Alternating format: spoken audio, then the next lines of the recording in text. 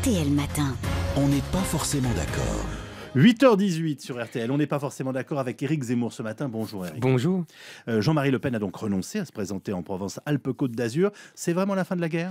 La famille Le Pen a tout pour plaire à notre machine médiatique qui n'aime rien tant que transformer la vie politique en affaire sentimentale, à romancer, théâtraliser, psychologiser, psychanalyser. Le Pen en chef de horde freudien et castrateur, Le Pen en roi lyre shakespearien, trahi par ses filles, Le Pen en patriarche brûlant pour que rien ne lui survive. Pourtant, la bataille qui vient de s'achever ne devait pas grand-chose à la psychanalyse et beaucoup plus à la politique.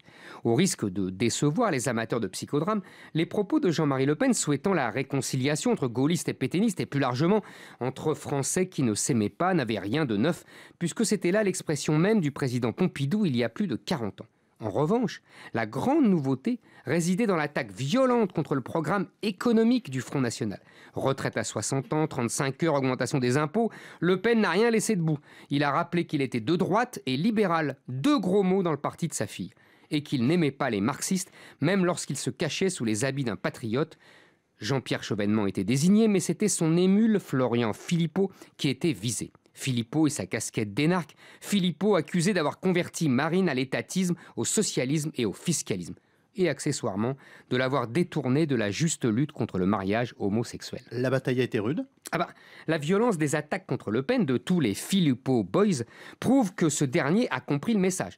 Avec le renoncement de Jean-Marie Le Pen au régional, Philippot a gagné une bataille. Mais avec la montée en puissance de Marion Le Pen, ce gaulliste fervent risque de perdre la guerre. Depuis des mois, Marion Le Pen réclame elle aussi une inflexion libérale et conservatrice. Ni droite ni gauche, oui, mais pas ni droite ni droite. Or, les départementales sont venues à point nommé pour donner raison au grand-père et à la petite-fille. La désillusion du FN au second tour est en effet due au très faible report de voix des électeurs UMP sur ses candidats. La sociologie a parlé. Alors que les électeurs du FN sont jeunes et pauvres, ceux de l'UMP sont âgés et bourgeois. Ils ont des économies, ont peur d'une sortie de l'euro et d'une dévaluation massive, craignent les augmentations d'impôts. Les syndicats et l'assistanat n'aiment pas quand on évoque des augmentations du SMIC. C'est ce qu'a très bien compris Nicolas Sarkozy, qui a fait du programme économique du FN un épouvantail à électeurs UMP. Et il sait lire les sondages, Sarko. Et il a bien vu celui du Figaro Magazine, qui révèle que 90% des électeurs de l'UMP sont d'accord avec le FN sur l'immigration.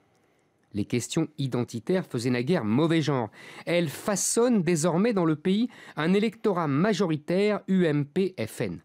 Le paradoxe est que Nicolas Sarkozy, comme Marine Le Pen, font tout pour le séparer. Éric Zemmour, pour On n'est pas forcément d'accord. Demain, on retrouve Vanessa Schneider.